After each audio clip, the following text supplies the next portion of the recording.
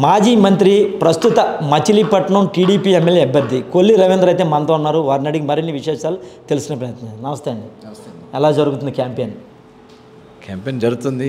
పబ్లికే కోరుకుంటా ఉన్నారు. ఇవాళ మార్పు రావాలి, తప్పకుండా ఈ ప్రభుత్వం పోవాలి, జనసేన, తెలుగుదేశం, భారతీయ జనతా పార్టీ, ఎన్డీఏ కూటమి రావాలని ప్రతి ఒక్కరు కూడా కోరుకుంటా ఉన్నారు. ప్రచారంలో ఎక్కడికి వెళ్ళినా కూడా చాలా ఉత్సాహంగా వాళ్లే ముందుండి మమ్మల్ని ప్రోత్సహిస్తూ అడుగడుగునా తిప్పుతూ ఖచ్చితంగా ఈ ప్రభుత్వాన్ని ఈ రాష్ట్రం నుంచి తరిమేయడానికి సిద్ధంగా ఉన్నారు. అంటే మాజీ మంత్రి పేరునాని నేను చాలా అభివృద్ధి చేశాను, కొల్లి రవీంద్రని ఓడించడం నాకు చిటుకుతో సమానం ఉంటున్నాడు, అది నిజమేనా? అభివృద్ధి చూస్తే తెలుస్తుంది కదా. ఇప్పుడు మేము చేసిన అభివృద్ధి ఏంటనే దానికి నిలువెత్తు సాక్ష్యాలు ఉన్నాయి. ఆయన చేసిన అభివృద్ధి ఏముందో చూపించమని చెప్పండి. అదే కాకుండా ఆయన నిజంగా అంత అభివృద్ధి చేసినోడైతే ఆయనే పోటీ చేయొచ్చు కదా. నేను అంత దమ్మున్నోడైతే, చేసినోడైతే ఇవాళ వచ్చి పోటీ చేయొచ్చు. ఇవాళ మేము కట్టిన G+3 నిలువెత్తు సాక్ష్యాలు, మేము కట్టిన రిజర్వాయర్లు నిలువెత్తు సాక్ష్యాలు, మేము నిర్మాణం చేసిన విజయవాడ మచిలీపట్నం హైవే నిలువెత్తు సాక్ష్యాలు, మేము డెవలప్ చేసిన డివైడర్లు కానీ, రోడ్లు కానీ, ఇవాళ మేము నిర్మాణం చేసిన ప్రతిదీ కూడా ఇవాళ నిలువెత్తు సాక్ష్యాలు కనబడతా ఉన్నాయి.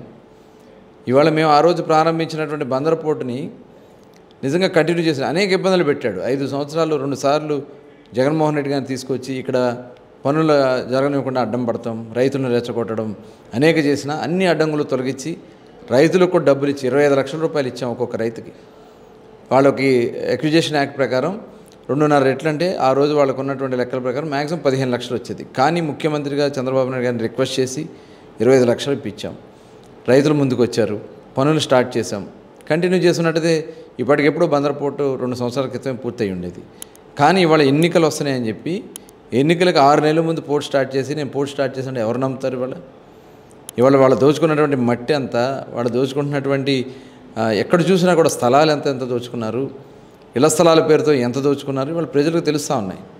అదే కాకుండా ఇవాళ నీళ్ళు అమ్ముకుంటారు. మచిలీపట్నంలో సమ్మర్ వచ్చింది, 3 రోజులుగా 4 రోజులుగా నీళ్ళు ఇస్తున్నారు. గ్రామాలు అయితే 10 రోజులు కూడా నీళ్ళు రానటువంటి పరిస్థితి ఉంది. ఎందుకు జరుగుతుంది ఇది? సమ్మర్ వస్తుందని తెలుసు, కాలువలు కట్టేస్తారని తెలుసు, పంపులతో మొత్తం నిర్వహణ అవన్నీ కూడా ఫిల్ చేసుకోవాలని బాధ్యత వీళ్ళకి లేదా? ఇప్పుడు ఆ నీళ్ళు అమ్ముకున్నారు. పంపుల చెరువుల్లో ఉన్నటువంటి నీళ్లు నేను కన్స్ట్రక్షన్కి అమ్ముకుంటున్నానని చెప్పి అంటారు ఆవిడ. వాళ్ళకు తెచ్చుకుంటారు. పోర్టు నిర్మాణం చేసుకోవాల్సి వస్తే వాళ్ళు విజయవాడ నుంచి తెచ్చుకుంటారు. ఎక్కడి నుంచి తెచ్చుకుంటారు? బందర ప్రజల కోసం నిర్మాణం చేసినటువంటి పంపుల చెరువు దగ్గర నుంచి, లేకపోతే తరగటూరు సమ్మర్ స్టోరేజ్ ట్యాంక్ దగ్గర నుంచి నీళ్ళు అమ్మే అధికారాలు మీకు ఎక్కడిచ్చారు? ఇప్పుడు మీరు డెవలప్మెంట్ కోసం మేము ఇచ్చాం ఈ నీళ్ళు అంటున్నారు. అంటే ప్రజల అవసరాల కన్నా మీకు ఇది ముఖ్యమా? సమ్మర్లో గొంతెండిపోయి ప్రజలు ఎక్కడ పెడతారు? ఇవన్నీ కూడా ప్రజలు గమనిస్తూ ఉన్నారు. ఇవాళ ఏది కూడా లేదు. ఫిషింగ్ హార్బర్ ఆ రోజు మేము 250 కోట్లది ఆల్రెడీ మేము వర్క్ స్టార్ట్ చేయడానికి సిద్ధంగా ఉన్న సమయంలో ఎలక్షన్స్ వచ్చినాయి. ఇవాళ మీరు 250 550 చేశారు రివర్స్ టెండర్ పేరుతో కమిషన్ల కోసం. ఇవాళ అది ఏమైంది? కనీసం డ్రెడ్జింగ్ కూడా జరగలే అక్కడ ఇవాళ పని ఆగిపోయింది. 5 సంవత్సరాలు ఫిషింగ్ హార్బర్ కట్టలేని వ్యక్తులు వీళ్ళు పోర్టులు కడతామని చెప్తే వాళ్ళు నమ్మే పరిస్థితులు ఎవరు లేరు. 14 బర్తులది ఇవాళ 4 బర్తులకు పరిమితి చేశారు. ఇవాళ మొత్తం డెవలప్మెంట్ అంటే అయిపోయింది. ఇవన్నీ కూడా పేర్నాని గారికి తెలిసే, ప్రజలు తిరగబడతారని తెలిసే ఇవాళ ఎన్నికలకి తప్పించుకుని కొడుకును పెట్టి ఇవాళ దొంగదారిలో అందలం ఎక్కాలని చెప్పి దొంగ పట్టాలు సృష్టించడం, ప్రజలను భయపెట్టడం, వాలంటీర్లతో రాజీనామాలు చేపించి ఇవాళ కార్యకర్తలు కరువు అయిపోయారు వైసీపీకి. బంద నియోజకవర్గంలో కార్యకర్తలు మొత్తం కూడా షిఫ్ట్ అయిపోతున్నారు తెలుగుదేశంకి. దానికోసమే వాళ్ళ వాలంటీర్లతో రాజీనామాలు చేయించుకుని వాళ్ళతో ఎలక్షన్ చేయాలని ప్రయత్నం చేస్తాం. మీ ప్రస్తుత ప్రత్యర్థి కిట్టు మీద మీ అభిప్రాయం ఏంటి? నన్ను అడగక్కర్లా, బందరు ప్రజలకు తెలుసు ఇవాళ. ఎందుకంటే వాళ్ళు ఎన్ని అరాచకాలు చేశారు, ఎన్ని దాడులు చేశారు. గంజాయి విపరీతంగా బంద నియోజకవర్గంలో ఎక్కడ చూసినా గంజాయి వచ్చింది. అసాంఘిక కార్యకలాపాలకి నిలయంగా మారిపోయింది. ఇవాళ ప్రజాప్రతినిధులు రాజ్యాంగపరంగా వాళ్ళు గెలిచారు. ఇప్పుడు కౌన్సిలర్స్ కానీ, కార్పొరేటర్లు కానీ, పంచాయతీ సర్పంచ్లు కానీ ఇవాళ ఎవరికి అధికారాలు ఉన్నాయి? మచిలీపట్నంలో మేయర్గా ఉన్నటువంటి వ్యక్తులకు అధికారాలు లేకుండా ఆయనే అధికారాలు చలాయించాడు 5 ఏళ్ళు. తండ్రి పేరుకే ఎమ్మెల్యే ఇక్కడ మొత్తం అధికారాలు కొడుకుతో చేయించాడు. జరిగిన దారుణాలు ఇక్కడ బందర్లో ఎన్ని దారుణాలు జరుగుతున్నాయి. ఇవాళ ప్రచారాల్లో ప్రజలు ప్రశ్నిస్తే వాళ్ళ మీద దాడులు చేస్తూ ఉన్నారు. మొన్న చూసాం పోతేపల్లిలో కుర్రాడు మరి ఫ్లెక్సీ చింపాడని ఇంట్లో ఉన్న వ్యక్తిని తీసుకొచ్చి అతను ఫ్లెక్సీని చింపలేదు మహాప్రభు అన్న విపరీతంగా అతని మీద దాడి చేసి తీసుకెళ్లి పోలీస్ స్టేషన్లో పడేశారు. మొన్న యశ్వంత్ అనే ఒక కుర్రాడిని అతను పెళ్లిలో అతను నడుచుకుంటూ ఏదో మాట్లాడుకుంటూ వెళ్తూ ఉంటే పేరు నాని గారు పిలిచి అతని మీద దుర్భాషలాడి అతన్ని భోజనం చేస్తూ ఉంటే 50 మంది మనుషులను పంపించి దాడి చేయించాడు. మొన్న గిలకల దీంట్లో ఒక వ్యక్తి నాకు ఇంటి స్థలం రాలేదు, ఎందుకు ఇవ్వలేదని చెప్పి అడిగినందుకు అతని మీద దాడి చేయించారు. అంటే దాడులు చేసి దౌర్జన్యాలు చేసి ఇవాళ అధికారాలు ఎక్కాలని చెప్పి అందరం ఎక్కాలని ప్రయత్నం చేస్తే జరుగుతాయా? ఇవాళ బందరు ప్రజలందరికీ తెలుసు, ఖచ్చితంగా ఇలాంటి సంస్కృతి ఎప్పుడు బందరు ప్రజలు ఎంకరేజ్ చేయరు. అంటే పవన్ కళ్యాణ్ని పేరు నాని ఎన్నో అసభ్యంగా వ్యాఖ్యలు చేస్తాం, దాన్ని మీరు ఏ విధంగా చూస్తారు? నిజంగా చాలా దుర్మార్గం. ఎందుకంటే వాళ్ళకి ఏంటంటే కళ్ళు నెత్తికెక్కేసినాయి. పేరు నాని గారు కానీ కొంతమంది సొక్కాళ్ళు వైసీపీ నాయకులు వాళ్ళు ఎలా ఏంటంటే ముఖ్యమంత్రి గారి దగ్గర మెప్పు పొందాలా, ముఖ్యమంత్రి గారి దగ్గర మెప్పు పొంది తాయిలాలు సంపాదించుకోవాలి, పదవులు పొందాలా, దానికోసం ఎంత నీచానికైనా దిగుతారు. పవన్ కళ్యాణ్ గారిని పట్టుకుని అనేక దుర్భాషలాడారు. ఇవాళ పవన్ కళ్యాణ్ గారి గురించి మాట్లాడడం మొట్టమొదటి అందరికంటే మరి ఫస్ట్ టైం మైక్ ఇచ్చుకున్న వ్యక్తి పేరు నాని గారే. చాలా మాటలు మాట్లాడాడు. వ్యక్తిగత జీవిత ఆయన యొక్క విషయాల గురించి కూడా అసభ్యంగా మాట్లాడారు. అవన్నీ కూడా ప్రజలు గమనిస్తూ ఉన్నారు.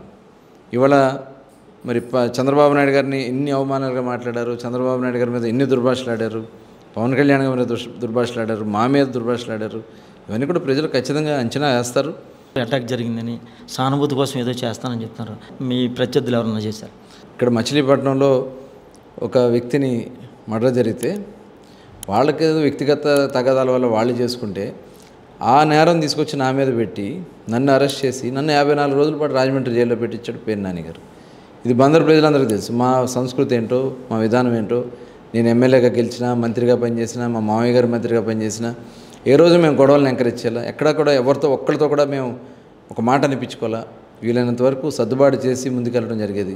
అయితే వచ్చే ఎన్నికల్లో తెలుగుదేశం పార్టీ రాష్ట్రంలో ఎన్ని సీట్లు గెలవబోతుంది?